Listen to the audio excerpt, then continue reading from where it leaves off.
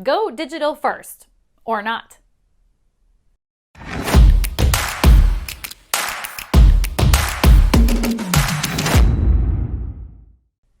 The term digital first has been thrown around so often after the COVID-19 pandemic that it almost reached the status of 2020 trademark.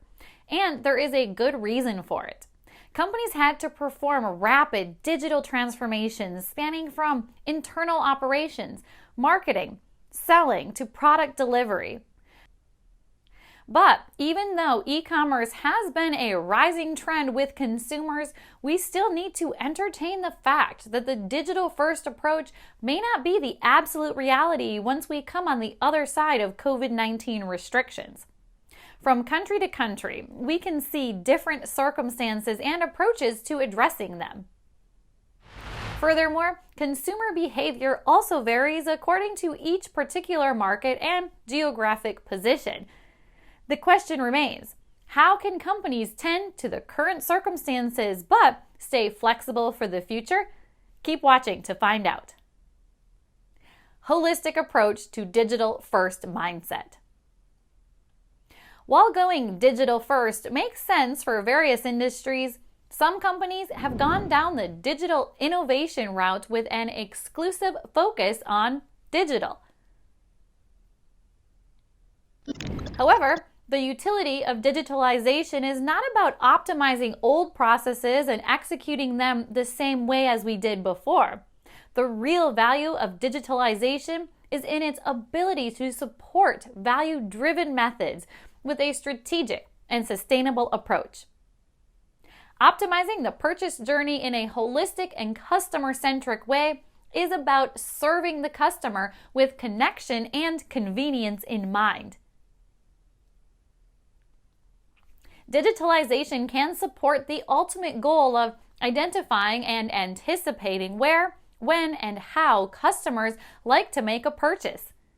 Consequently, it's not about digital, it's about the customer. At the end of the day, we can't guarantee that every market will prefer the digital-first model forever.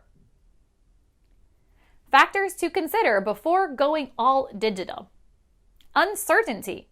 Even though many analysts will pose theories about the COVID-19 impact on the consumer behavior and economy, we can't ignore that these are only theories that depend on mostly unpredictable variables.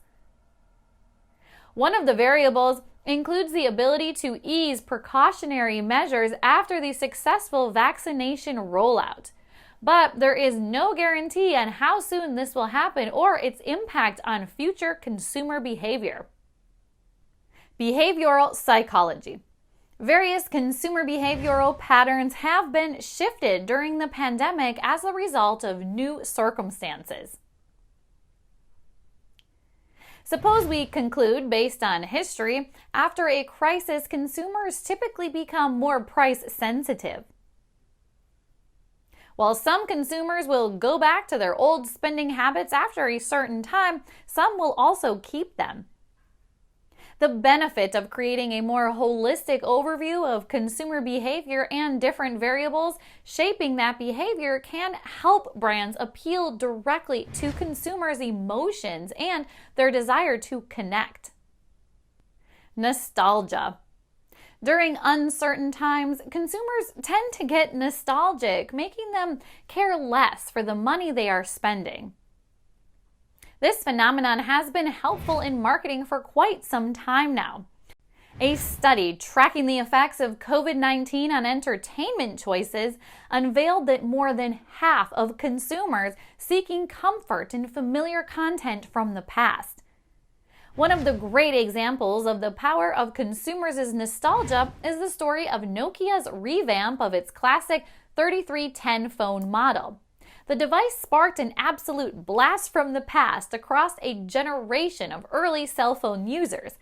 As a result, those who nostalgically remembered the simpler times purchased the phone just for fun. In-person connection. Although brands had to optimize their processes to tend to the digital rapidly, consumers still appreciate various aspects of in-store experiences. Some of the benefits consumers get from in-store experiences include a higher level of personalization, feeling the product, getting quick customer service, and returning products easily. Brands that offer in-store experiences have seen the benefits of this business model as well. Studies reveal higher spending when customers visit the store versus when they shop online. 71% of all shoppers spent $50 or more when shopping in-store. Release the digital-first form, but keep the essence. The digital-first approach is only relevant as long as it can adapt to each market and consumer behavior. For this reason, the ability to cater to a variety of consumer segments will be the differentiating factor as we advance.